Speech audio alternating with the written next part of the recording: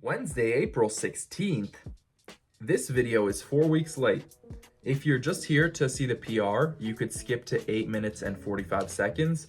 Otherwise, today we've got Pero muerte con tres discos. And if you don't speak Spanish like myself, that means 3-plate deadlift. In some language, Google Translate says it does. And that's what I did. That's what I did. This was a really late video, but it's a good video because I got a lot to cover. I got back extensions, right? I got, it's a Wednesday, so I'm supposed to be working mobility, but I actually switched things up around the time of this video. So if you've been tuning into these leg days, you might know that normally I do a heavy 5x5 on Monday and Friday with the squat and RDL. And on Wednesday, I'll do mobility stuff, going deep range of motion, building the mobility, the flexibility, strength in stretch positions. But because my form was bad in the back squat, once I started getting the heavy weights, I actually dropped 50 pounds on Monday and Friday. And I doubled the amount of sets I was doing. Instead of 5 sets of 5, I was doing 10 sets of 5. And then on Wednesdays, I was still doing some mobility stuff like the ATG split squats that you see, but I kind of did change it in that I still wanted to lift heavy somewhat. It's just I didn't want to do a ton of volume, so I added heavy singles. And in the last Wednesday leg day I posted, I think I was doing this. I think I'm doing it in the next one, but since then I haven't really been doing heavy singles. I kind of topped out, and then I went back to doing high volume with heavier weights on Monday and Friday. So it's just a little adaptation I made in my program so that I wasn't left in the dust doing a deload. I was still kind of getting a feel for some heavier weights, just touching up on some heavier weights, and it works. It's good.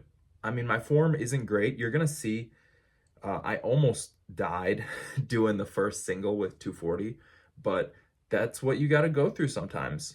Some people will try that first set, they'll almost die, and they'll be like, that's enough. That's cool. PR or, whatever. That's what I used to do is I'd top out. If I felt like I was going to die during a set, I just wouldn't continue. I wouldn't try heavier weight.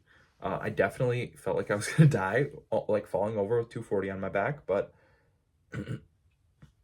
it's okay. Like I didn't, I caught myself.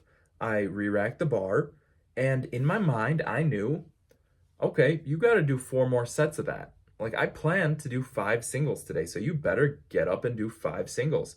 So, you take a 10-minute breather. After you almost die, you want to take a few minutes to yourself, and you just get back under the bar. Feel it. Yeah, if the bar felt really heavy on my back, maybe I just wouldn't do another rep. But guess what? It actually feels okay on my back. So I go and I try another rep, and lo and behold, it is totally fine. Like it's way better than the first rep. And this is, obviously I got to build up to it. So here it is. Here's 5 singles with 240 pounds. And the first one, I almost just, lose all my teeth, but it's not so bad. It's really not that bad at all. I've been through it enough to know that wasn't even close. I've had some close calls. That wasn't that close. It's just I slipped or something. I fell a little forward. I lost my balance, right? And that's all right. But you have to work through that because a couple of years ago, I would have done that rep and I would have been like, that's enough. When in reality, as you can see, there's a lot more in the gas tank. There's a lot more left in me than just that one sorry looking rep. I could go up in weight. I could max out. I don't know where I'd max out. Right now, I'm happy just doing the progressive overload, increasing the weight every week, but I could hypothetically just add more weight to this. And I could do more reps as well. I didn't try.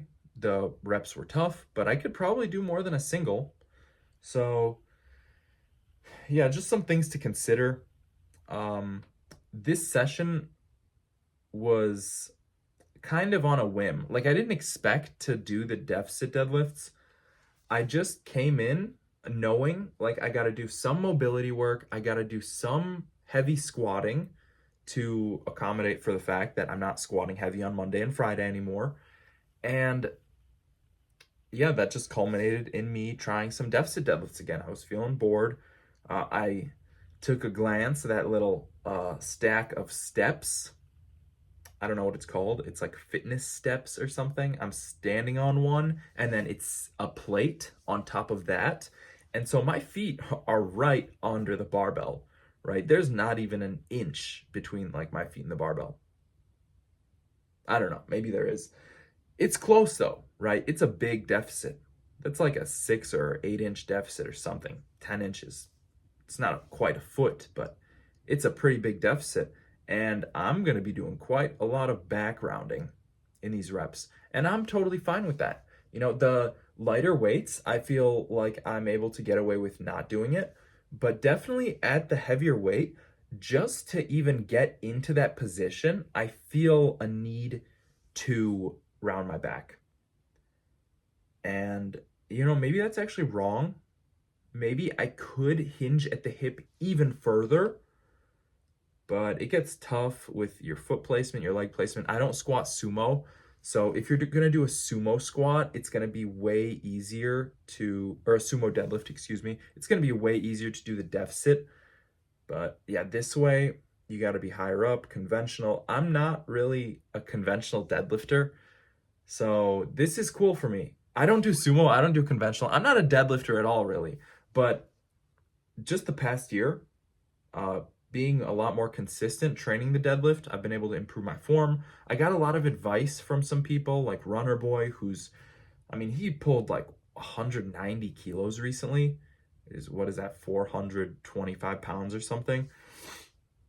Wild, wild. He wants to get up to, well, maybe it's like 415 pounds. He wants to get up to 440 with it, which is 200 kilos. And I think he could do that this year. Like, pretty sure he's going to get there, maybe even more. Yeah, he's getting real strong. I got to catch up to him. So I got to post these videos. I'm getting stronger still. You guys never seen this stuff for me. You guys never seen this stuff for me. 240 pounds for 5 singles in the back squat. That's new. 3-plate deficit deadlift. PR. I know it's coming up. It's a lot of reps to go through, but you'll see it. I did end up actually dropping it. So, you know, 315. I did actually drop it because of the grip. That's my excuse, is the grip. I did chalk up. And yeah, if you're going to chalk up, don't be like me, guys. Don't just get it on your calluses. Actually do the whole hand, do the fingers, chalk your whole freaking hand, because when you're gripping on something, you're using that whole hand, right? You're using the finger strength. It's not just the callus part. So yeah, I went for it again and I got it. Spoiler alert, but 3-plate deficit deadlift is checked off.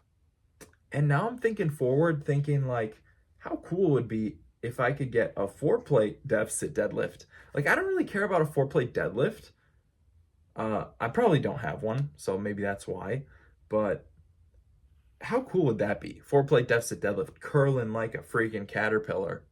That's what I'd like to see myself doing personally. This is okay too. 3 plates, whatever. I'm over it. You know, it's been a month now since it's happened, but it's still good stuff. Thank you for watching. Click my link to work one-on-one with me, and I'm gonna see you in the next one. Bye.